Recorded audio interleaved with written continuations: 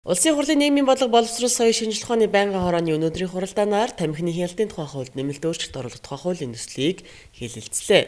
Хууль санаачлагч хуулийн зарим зохицуултыг амьдралд практикт хэрэгжүүлэхэд тодорхой хүндрэл гарч байна.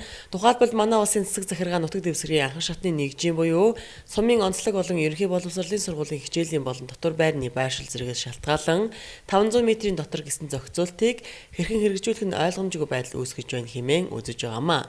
Түүнчлэн тамхи худалдах тусгай зөвшөөрөл эзэмшигч хууль зөрчих нөхцөлийг бий болгож байна.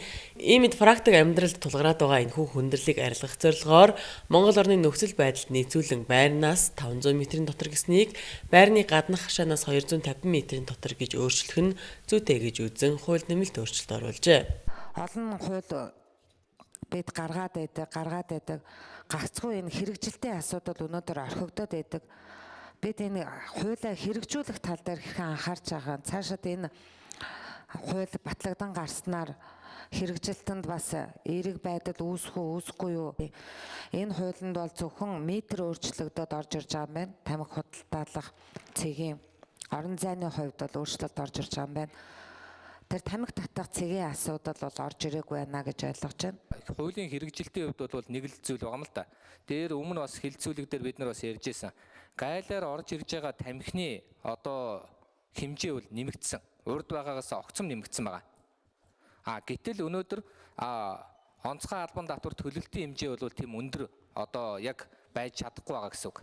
Хоёрдугаарт нь бол ерөн зүгээр энэ бөмбөр зах ч гэдэг юм уу томоохон худалдааны төв тэр үтгэл жижиг түүцүүдээр очиход бол ер нь далд бизнес нэмэгдсэн байгааг бол нуух юм байхгүй. Хамгийн гол нь бол энэ хууль бол хангалттай хэрэгжиж чадахгүй байгаа учраас ядаж тодорхой хэмжээгээр бол юмнуудаа бол юу яая цэгцэлье гэсэн байр суурьтаар оруулж ирж байна. Баярлалаа.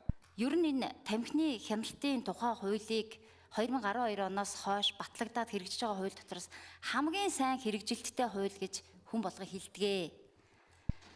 Бид нар яагаад 500 м гэдэг заалтыг хуульд зааж өгсөн юм бэ? Өнөөдөр тамхи татдаг архаг тамхичдын тухай асуудлыг би ярихыг хүсэхгүй байна. Тэр хүмүүс тамхиа худалдаж авдгаараа аван татдгаараа татна. Би шинээр тамхинд орох гэж байгаа залуу үе хүүхдүүд өсвөр насныхныг тухай ярмаар байна. Анх яаж татаж эхэлдэг вэ? Энэ сургуулийн орчинд бие бинийгээ уруу татаж, сургуульд хамгийн ойрхон байгаа түүцээс ширхгэр татад тамхи худалдаж авах замаар их засварлагын үеэр бие бинийгээ уруу татаж, ингэж л анх хүүхдүүд тамхи сорж үздэг.